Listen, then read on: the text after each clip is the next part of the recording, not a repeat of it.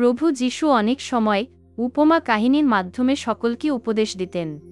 আর প্রভু যীশুর অনেকগুলি উপমা কাহিনীর মধ্যে 10 কুমারীর উপমা কাহিনীটি খুবই গুরুত্বপূর্ণ একটি কাহিনী। আমরা জানি যে প্রভু যীশু এই পৃথিবীতে এসে আমাদের পাপ থেকে উদ্ধার করার জন্য মৃত্যুবরণ করেছিলেন। কিন্তু মৃত্যুবরণ করার 3 দিনের দিন তিনি মৃত্যুকে জয় করে পুনরুত্থান করেছিলেন এবং স্বর্গে ফিরে গিয়েছিলেন পিতার কাছে। তবে তিনি আমাদের কথা দিয়ে গিয়েছেন যে তিনি আবার ফিরে আসবেন এবং আমাদেরও তিনি সঙ্গে নিয়ে যাবেন, যাতে তিনি যেখানে আছেন আমরাও যেন সেখানে থাকতে পারি। আর এই 10 কুমারীর উপমা কাহিনী আমাদের বলে যে আমরা কেমনভাবে প্রভুর আগমনের সেই দিনটির জন্য প্রস্তুত থাকব। একটি বিয়েবাড়িতে 10টি কুমারী মেয়ে তাদের প্রদীপ হাতে নিয়ে বরকে বরণ করতে বেরিয়েছিল। তাদের 5 জন ছিল নির্বোধ আর 5 জন ছিল বুদ্ধিমতী। নির্বোধ কুমারীরা সঙ্গে প্রদীপ নিল, কিন্তু তেল নিল না। কিন্তু বুদ্ধিমতীরা প্রদীপের সঙ্গে পাত্রে করে তেলও নিয়ে গেল।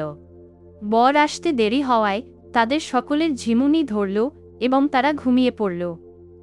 কিন্তু মাঝরাতে রব উঠল, ওই দেখো বর আসছে, তাকে বরণ করতে এগিয়ে যাও।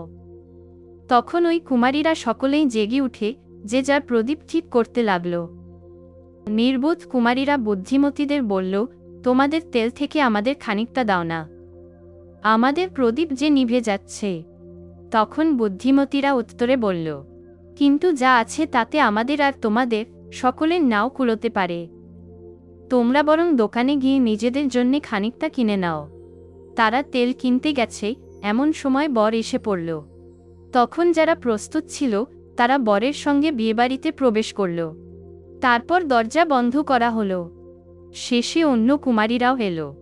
তারা বলে উঠল, প্রভু, ওগো প্রভু, দরজাটা একবার খুলে দিন। কিন্তু ভেতর থেকে বরের উত্তর এলো, তোমাদের সত্যিই বলছি, আমি তোমাদের চিনিই না। এই উপমা কাহিনীটি বলার পর যীশু বললেন, তাই বলছি, তোমরা জেগেই থাকো, কারণ সেই দিনটি, সেই সময়টির কথা তোমরা তো জানোই না। প্রিয়জনেরা, আমরা সবাই যেন প্রভু যীশুর সাথে সেই স্বর্গধামে যেতে পারি, এটাই তিনি চান। আমাদের প্রত্যেকের অন্তরে আছে ভক্তির প্রদীপ। আর প্রভু যীশু চান তিনি যেদিন আসবেন আমরা যেন প্রত্যেকে সেই ভক্তির প্রদীপ দিয়ে তাকে বরণ করে নিই। কিন্তু তিনি যে কবে আসবেন সে কথা কেউই জানে না। তাই যারা এই সংসারের কাজকর্মের মধ্যে ডুবে থেকেও নিজেদের ভক্তির প্রদীপকে প্রতিনিয়ত জ্বালিয়ে রেখেছে, কর্তব্যনিষ্ঠ, পবিত্র ও প্রভু যীশুর প্রতি বিশ্বাসের তেল দিয়ে তারা ধন্য। কারণ জীবনের সেই শেষ মুহূর্তে অন্য কারো কাছ থেকে তো সেই তেল ধার করে নেওয়া যায় না। তাই যারা অপ্রস্তুত হয়ে আছে তারা প্রভু যীশুকে বরণ করে নিতে ব্যর্থ হবে, আর সেই জন্যেই স্বর্গের সেই চিরসুখ থেকেও তারা বঞ্চিত হবে।